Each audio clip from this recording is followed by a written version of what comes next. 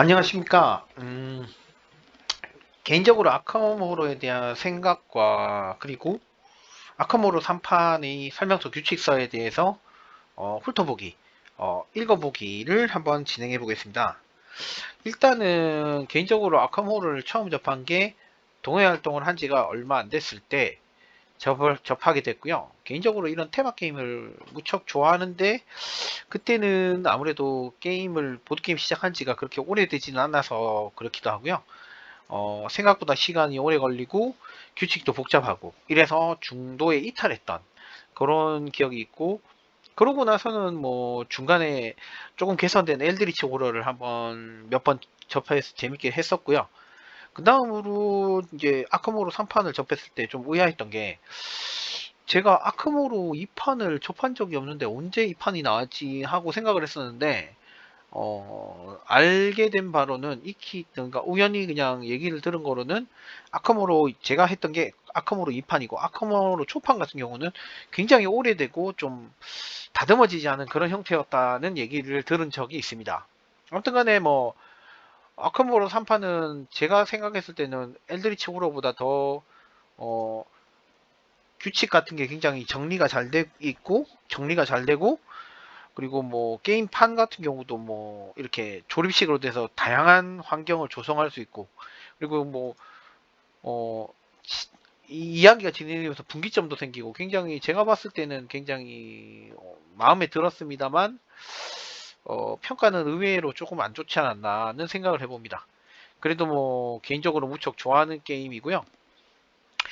게임을 해보니까 느끼는 건데, 이런 테마 게임들은 중간에 규칙이 좀 모호한 경우가 많이 생기는데, 그래서인지 아캄 3판 같은 경우는 간단한 설명서가 하나 있고, 그리고 그에 대해서 보조적으로 좀 많이 세부적인 내용을 부과해주는 그런 참조서가 따로 있습니다. 그래서 이 안을 읽어보니까 게임 진행 중에 제가 놓쳤던 내용이나 조금 어쨌든 놓치기 쉬운 내용이나 잘못 알고 있는 내용이 많아서 그런 것들을 중심으로 한번 짚어볼까 합니다. 그래서 이제 설명을 한번 시작해 보겠습니다. 일단은 그 아카모르에서 뭔가 비용을 지불할 때 일부나 지불을 하지 못하면 그 결과를 받을 수가 없습니다. 뭐 게임에 따라서 그렇지 않은 경우도 있는데, 예를 들어서 뭐 어둠의 계약 같은 경우는 중복해서 받을 수가 없는 거로 알고 있습니다. 그래서 이걸 중복해서 받을 상황이 되면 이 조건을 만족할 수가 없기 때문에 그 혜택을 못 받게 되고요. 마찬가지로 뭐 돈을 자기 자산을 내야 될 때 정확하게 금액을 본인이 가지고 있지 못한다면 그에 대한 보상이나 혜택을 받지 못하게 되는 걸로 알고 있습니다. 예, 그런 내용이 여기 적혀 있고요. 지체되어 있을 경우 지체될 수가 없다. 비용으로 지체를 할 수가 없기 때문에 혜택을 받을 수 없다. 네, 이런 내용이 되겠습니다. 그래서 감시지 않는 괴물에 붙는 키워드인데, 감시자 키워드에 있는 괴물은 교전 중인 동안 수행을 행동을 제한하지 않습니다. 보통 교전 중일 때는 기본 행동 중 세 가지밖에 못합니다. 회피, 공격, 그리고 집중, 이 세 가지밖에 할 수 없는데, 감시자 키워드가 있는 경우 그런 게 제한이 되지 않습니다. 그런데 그렇게 이동하게 된다면 괴물은 교전 상태로 같이 이동을 하게 됩니다. 그렇고요. 거대한이라는 거는, 예, 보통은 원래 거대한을 제외한 괴물들은 교전 조사자와 1대1 대응을 하게 되고요. 1대1 교전을 하게 되고, 누군가 그 괴물을 공격한다면 다시 그 공격한 대상 조사자와 1대1 교전을 하게 되는데, 거대한 키워드는 그 칸에 있는 모든 조사자와 동시 교전을 한다. 그리고 거대한 키워드가 있는 괴물은 소진되지 않습니다. 네, 이런 내용입니다. 그리고 공포나 피해 같은 경우는 직접적인 피해나 직접적인 공포라는 게 있습니다. 직접적인이라는 말이 들어가게 되면 어, 그런 거는 공포나 피해는 자산에 할당할 수가 없습니다. 직접 조사자가 받게 되고요.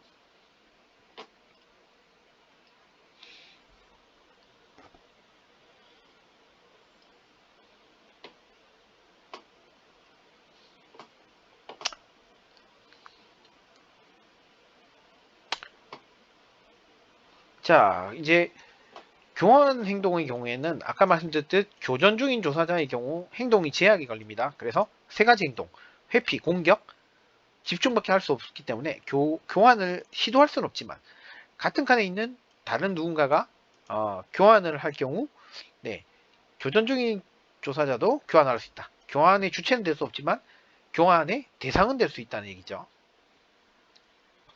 그리고 자산을 사용하고 차례에 자산을 사용하고 넘겨줬다면 일단 그 자산은 사용이 된 상태라서 그러니까 다음 라운드가 되기 전에는 사용을 할 수 없다. 네네네. 그렇게 간주를 한다. 그런 내용이고요.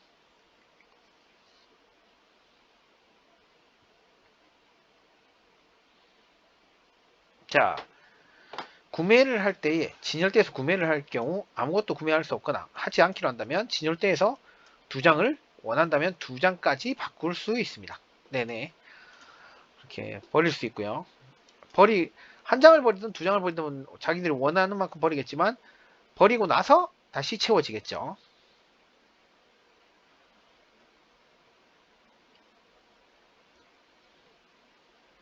그리고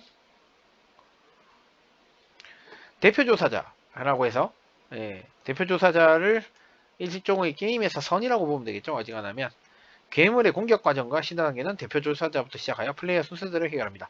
보통 플레이어 순서는 시계 방향입니다. 대부분 그렇고요. 아닐 수도 있긴 하지만 그리고 최종 결정권은 대표 자사자가 받습니다. 이렇게 그 순서가 정의가 되어 있다면 그 순서를 지키면 되되 그렇지 않은 경우는 참가자들이 상위에서 순서를 정할 수 있습니다. 마법의 경우는 손 아이콘이 있는 마법의 경우는 사용에 제한이 걸립니다. 그러니까 한 손 아이콘이면 한 손 아이콘은 최대 2개까지 그리고 한 손 아이콘과 양손 아이콘이면 중복이 되는 부분이 생기기 때문에 그렇게 사용을 할 수 없고요. 그래서 손에 제약이 걸린다. 그리고 마법 효과를 발휘하려면 마법을 걸어야 합니다. 마법을 건다는 것은 일단 공포를 먼저 받고 나서 지식 테스트를 합니다. 그래서 지식 테스트 실패한다고 공포를 안 받는 게 아니고 공포를 먼저 받고 지식 테스트를 한다. 성공해야만 마법을 제대로 사용을 할 수 있겠죠. 테스트를 해결하기 전에 공포를 받습니다. 네, 쓰러지면 마법 걸기를 마무리하지 못합니다. 예, 공포를 받아서 쓰러지면 마법은 무효화 되겠죠.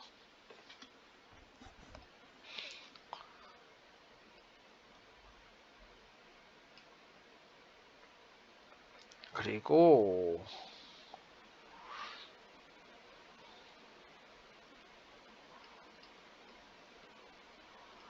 사냥꾼.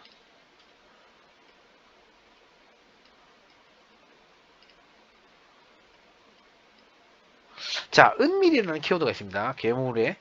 자, 은밀은 아까 감시자는 교전 상태에서 괴물과 싸울 때 행동을 제약하지 않고 은밀이라는 키워드는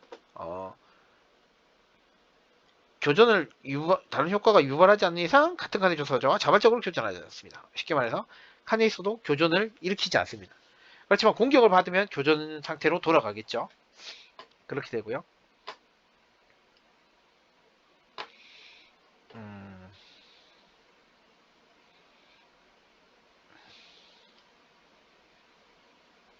정예라는 키워드가 있습니다. 정예라는 키워드.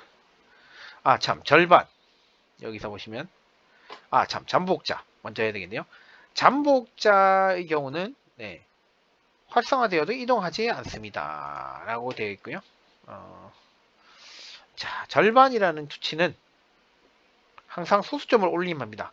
홀수라면 쉽게 말해서 절반이라는 거는 9라면 4.5 그러니까 올림이면 5가 되겠죠. 로 의미를 부여하시면 되겠습니다. 정예라는 키워드는 괴물의 키워드는 정예의 숫자는 조사자마다 숫자만큼 증가한다. 5명이 게임할 때 정예 1이면 추가 체력 5를 갖습니다. 정예로 인해 갖는 추가 체력은 시작했던 조사자 수에 기반.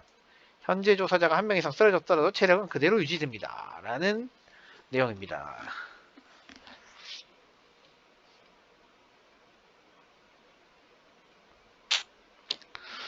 주사위를 굴리게 될 때 처음 굴린 주사위를 몇 개까지 재굴림하라고 했을 때 굴린 주사위를 재굴림할 수 있는 거지 굴린 주사위 이상을 재굴림할 수는 없습니다. 그래서 네, 주사위 풀 이상의 주사위를 재굴림할 수는 없다. 그리고 테스트가 캐비어가 별개로 굴리게 되는 주사위가 있는데 그 경우는 조정할 수 없다. 이런 어둠의 계약을 일례로 어둠의 계약이 그런 조건이고 명시가 그 내용이 명시가 되어 있습니다. 진열대의 경우는 아까 말씀드렸듯이 구매를 못하거나 하지 않기로 한다면 2장까지 버릴 수 있습니다. 버리고 난 뒤에 결정한 만큼 채워지겠죠. 어느 효과로 진열대에서 동시에 물품 카드를 여러 장 구매를 할 수 있다면 동시에 이루어집니다. 한 장을 구매하고 한 장을 채워지는 게 아니고 마찬가지로 거기서 원하는 만큼 산 뒤에 채워지는 그런 내용을 설명하고 있습니다.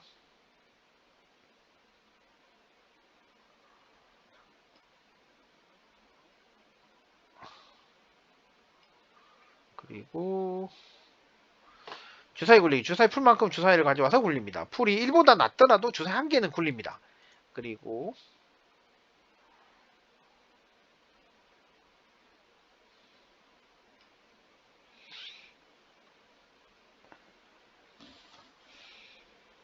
자, 포식이라는 괴물이 있는데 이 괴물은 준 피해량만큼 차례를 회복합니다. 방지된 피해는 회복하지 않습니다. 네. 플레이의 순서. 조사자가 플레이의 순서라는 일련을 해결하라는 지시를 받았을 때는 대표 조사자가 해결하고 시계 방향으로 돌아가면서 해결을 합니다.